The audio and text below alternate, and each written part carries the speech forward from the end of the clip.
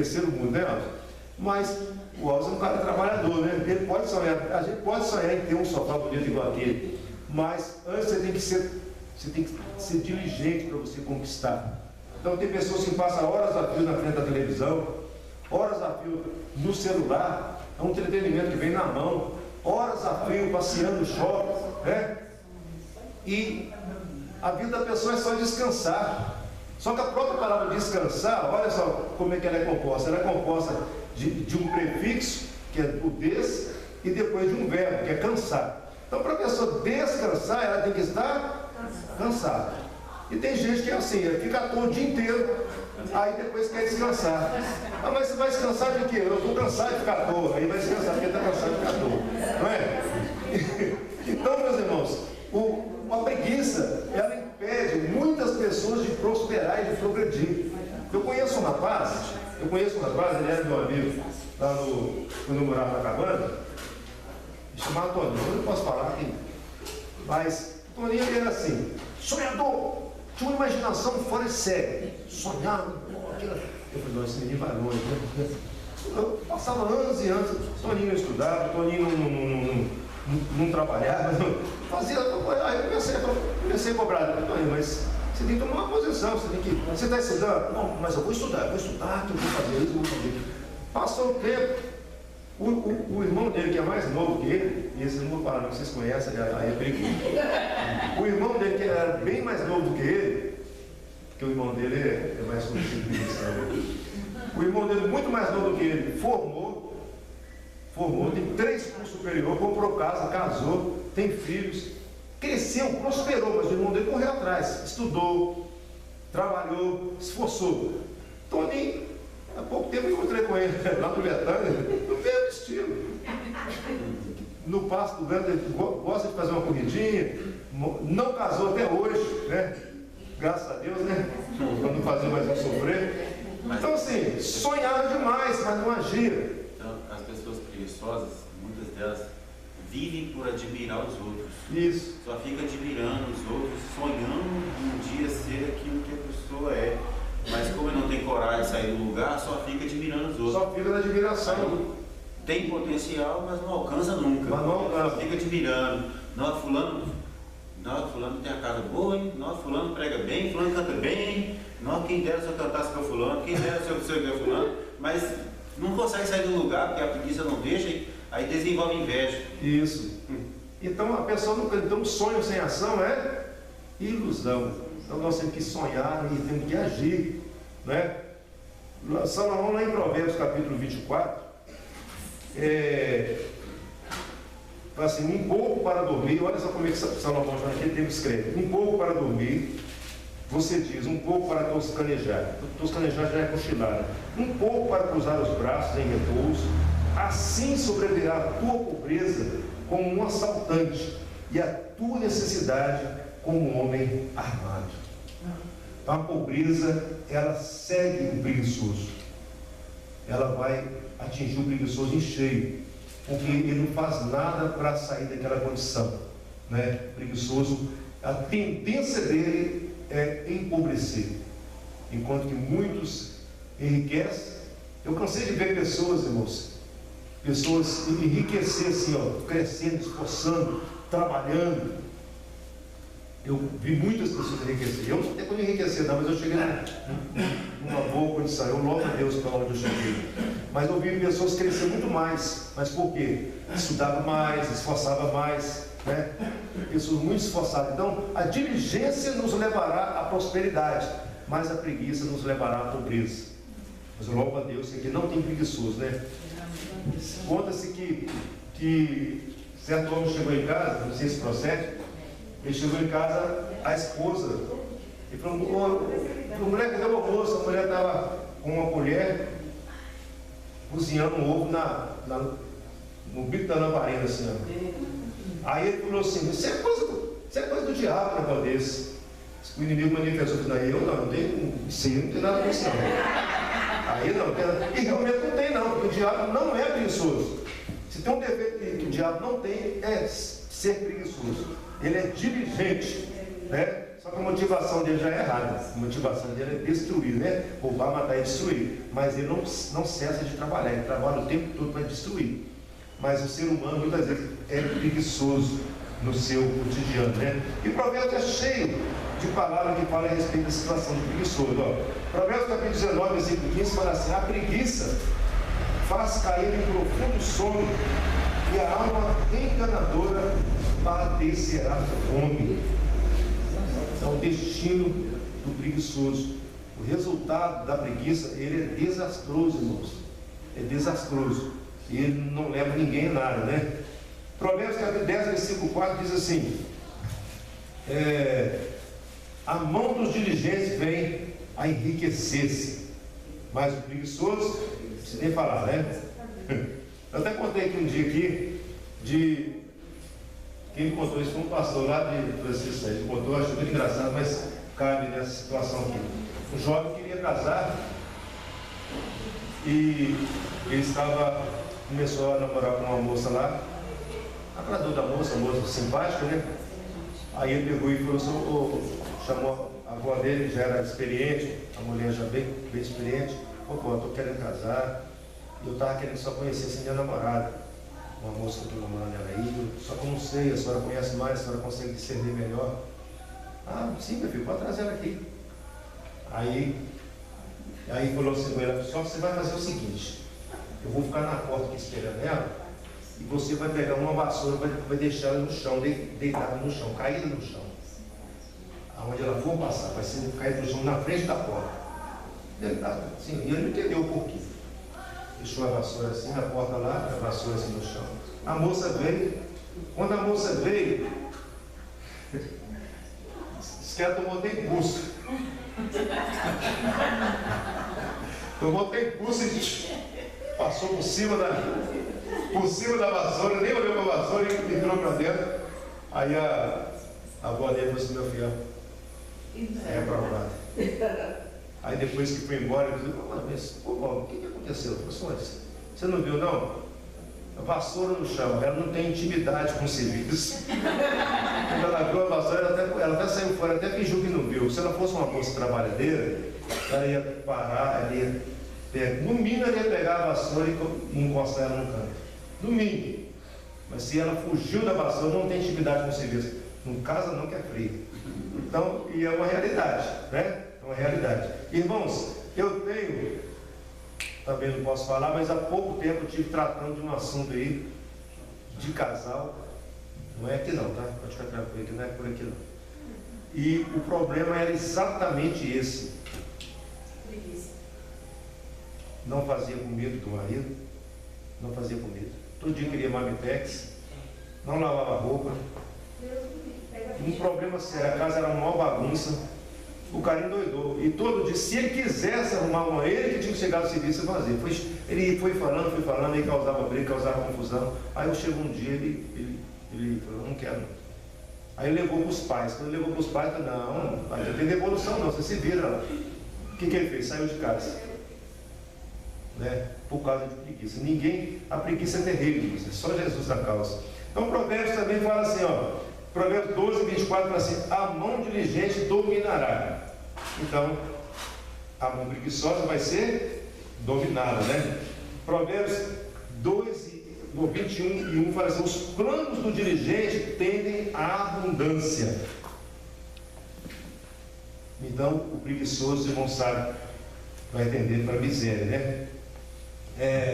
Então nós temos que largar a mão da preguiça, nós temos que nos esforçar. Tudo, irmãos, que nós queremos, nós temos que esforçar. A própria vida cristã, ela tem que haver um esforço. Jesus disse que o reino de Deus ele é tomado à força, e aqueles que se esforçam se apoderam dele. Tem uma tradução que diz assim, que o reino dos céus é tomado por violência. O que é essa violência? Considerando que Jesus era o príncipe da paz, ele está falando de violentar as pessoas, de ser violência contra as pessoas? Não, de violentar a nossa própria carne. Nós temos que nos esforçar, resistir à preguiça, que a preguiça, irmãos, é uma coisa terrível na vida das pessoas. Então que Deus possa ter misericórdia de nós. Agora eu vou falar só mais uma ilustração aqui dentro da preguiça aqui. Essa é interessante, há muito tempo que eu ouço ela, mas talvez eu já tenha até contado aqui na igreja. Conta-se que certo sábio, certo rei, né? Ele foi um rei sábio, ele tomou um jovem consigo e ele foi visitar as províncias para conhecer a realidade do seu povo. Ele passava em nenhum lugar, o povo trabalhando, tudo bem, aquela fartura, aquela coisa toda. E ele foi visitando as províncias, foi visitando as fazendas, aqueles locais lá, e foi vendo muita coisa. Aí chegou numa determinada província e viu lá um senhor sentado na beira da porta, assim, de uma casa, numa cadeira de balanço, uma senhora também, e os menininhos tudo barrigudo, aquele negócio. Ele falou assim, aqui está diferente. Aí perguntou, ué, como é que ele viu os campos tudo seco, não tinha nada plantado, não tinha nada, aquela sujeira na casa, aquela realidade, um caos total. Aí ele perguntou, poxa, mas vocês alimentam de quê? De onde vocês tiram o sustento de vocês? Aí aquele senhor falou assim, não, nós temos uma vaquinha ali, e aquela vaquinha lá, a gente alimenta o leite dela. Ah, tá. Aí pegou e saiu assim, deu uma volta assim. Aí o jovem estava para ele, a vaquinha estava perto de uma pirambeira assim, né? Perto de um abismo assim, foi no lugar, fica perto. Empurra essa vaquinha. Você vai morrer, né? Vai morrer, vai. Chuta aqui. Não, ficou o pé da vaquinha. Já era a vaquinha, né? Aí foi embora. Aí passou um tempo e voltou. Foi visitar as províncias de novo. E nessa ida dele visitar as províncias, ele chegou lá nessa província e estava tudo mudado, né? Fazenda e lavoura, milharal, e aquele negócio, o pau quebrando, todo mundo trabalhando, os meninos mais fortes. Aí chegou o dono assim, mas aconteceu uma coisa aqui, de um tempo para cá, o que aconteceu? Ah, nós não, porque nós tínhamos uma vaquinha ali, sabe? E a vaquinha dava leite para nós, a gente alimentava do leite dela, mas aí depois não sei, sabe o que aconteceu? A vaquinha caiu na pirambeira ali, morreu. Aí nós tivemos que dar um jeito, né, de arrumar um outro sustento. Então, irmãos, tem que tomar cuidado, né? Tomar cuidado, ver se não tem uma vaquinha, né, cara? Se tiver uma vaquinha, vamos jogar essa vaquinha fora, bora trabalhar, né? Pastor, É o problema aí da Bolsa Família. na internet eu achei tão interessante, eu acho até legal que está dentro do tema. Essa semana eu vi um vídeo, um pai pegou R$5, ele tinha 3 filhos, e falou, eu vou fazer até isso com meus filhos, para ensinar eles. Falou, você quer R$5 ou quer trabalhar? Aí o pequenininho falou assim, eu quero R$5. Aí do meio ele falou assim, você quer R$5 ou quer trabalhar? Aí o menino, eu quero R$5. E a mais velha, ele falou, você quer R$5 ou trabalhar? Ela, pai, quero trabalhar. Ela limpou a casa toda, depois ele deu R$50. Aí os outros ficou com raiva. Aí ele falou, mas vocês não quis trabalhar, não quis. Exatamente. É o Bolsa Família mesmo. É o Bolsa Família, né? Então, o governo do PT é isso aí, ele está trazendo um transtorno do país, né? E todo governo esquerdista é isso aí. Eles pagam ali a Bolsa Família, as pessoas não querem saber de trabalhar e o país vai só empobrecendo. Porque onde não há trabalho, é o que a Bíblia fala, onde não há trabalho, o PT é a vaquinha. É isso mesmo, o PT é a vaquinha, muito bem colocado, né? Eu faço, minha tia trabalha na multinacional. Sim. A minha tia trabalha na multinacional, ela é até de bebida, raio, sei lá como é que chama isso.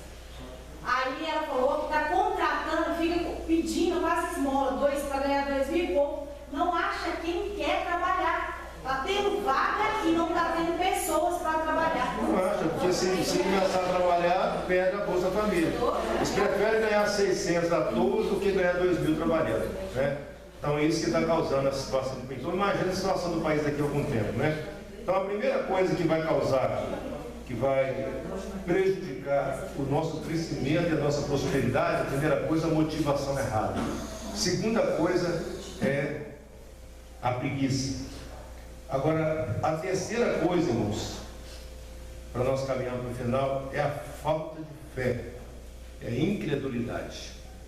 A incredulidade também é outra atitude que pode nos levar à falta de prosperidade e ao crescimento. Quem não tem fé, quem é incrédulo, ele não vai crescer espiritualmente, ele não vai prosperar.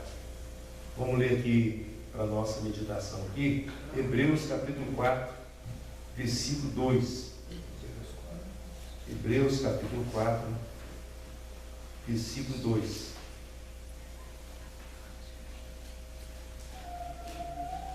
Olha o que diz. Depois eu quero, se alguém tiver outra tradução, eu gostaria de ter que lesse. Hebreus capítulo 4, versículo 2. Eu vou ler na minha tradução aqui. Se alguém tiver uma outra tradução, por favor, leia. Fala assim, ó. Porque também a nós foram pregadas as boas novas como a eles. Mas a palavra da pregação nada lhes aproveitou, porquanto não estava misturada com a fé naqueles que a ouviram. Tem alguém que tem uma tradução diferente dessa? Hebreus o quê? 4, o quê? Hebreus 4, versículo 2. Novamente, no mesmo lugar, não entraram no meu descanso. Visto, portanto, que resta entrarem alguns nele, e que por causa da desobediência não entraram aqueles os quais anteriormente foram anunciados as boas novas. É isso mesmo? Hebreus 4, 5, Versículo 2. Versículo 2. É 2? Para mim, o senhor falou 4 e 5. Não, 4 e 2. 4 e 2. Porque também a nós foram anunciadas boas novas, como se deu com eles. Mas a palavra que ouviram não lhes aproveitou, visto não ter sido acompanhada pela fé naqueles que o ouviram. Isso. Então, a uns a palavra foi pregada e eles receberam com fé. Aqueles que receberam com fé tiveram uma atitude. Outros receberam a mesma palavra, mas com incredulidade. Então ela não produziu o efeito pela qual ela foi designada. Então, a pregação, a fé, é ela que faz a diferença. Jesus disse que a fé é a vitória que vence o mundo. Né? A vitória que vence o mundo. Qual que é a definição de fé? A fé é a certeza, está lá em Hebreus capítulo 11, versículo 1. A fé é a certeza das coisas que se esperam, mas que não se vê. Eu não estou vendo, mas eu creio. Eu não estou vendo, mas eu acredito. Se Deus falou, é porque vai acontecer. Eu creio e vou trabalhar e vou diligenciar para tomar posse daquilo que está prometido, porque eu creio. Isso é fé. Não estou vendo, mas eu creio. Agora, quem não recebe a mesma palavra com fé, simplesmente não vai agir, porque não acredita. Pode até ser que fale que acredita, mas as suas atitudes não demonstram que ele acredita, que ele tem fé. Né?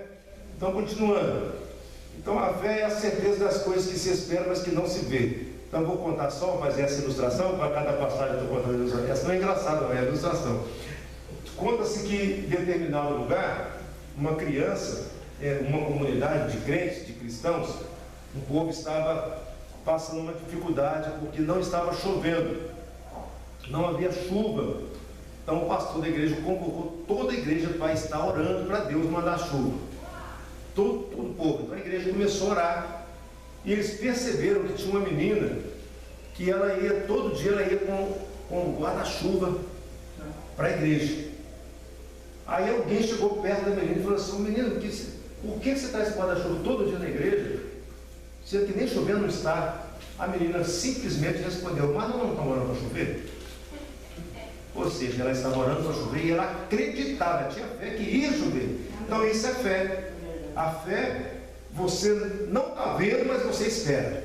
Você tem convicção que vai acontecer. É como Elias, que estava orando lá, e ele orando, e ele mandava o seu servo. Elias ou Eliseu? Elias, né? Elias, uma nuvem de Isso. Elias orando, e ele mandava o servo dele correr lá. Ele orava e mandava o servo dele correr lá na frente para poder ver se tinha algum sinal no céu. O servo dele corria lá, estava tudo limpinho. Ele continuava orando, daí a pouco ele vai lá dar uma olhadinha. O rapaz corria lá, olhava, não, está limpinho. 2, 3 vezes, chegou num ponto que o rapaz foi. E quando ele foi, o rapaz falou assim: eu vejo uma pequena nuvem do tamanho da mão de um homem. Aí Elias já viu que ia chover. Né? A partir daí, ele correu e foi até a CAP, né? E disse que ia chover e já correu, já porque sabia que a chuva ia descer. Então isso é fé. Quando você ora por alguma coisa, você tem convicção.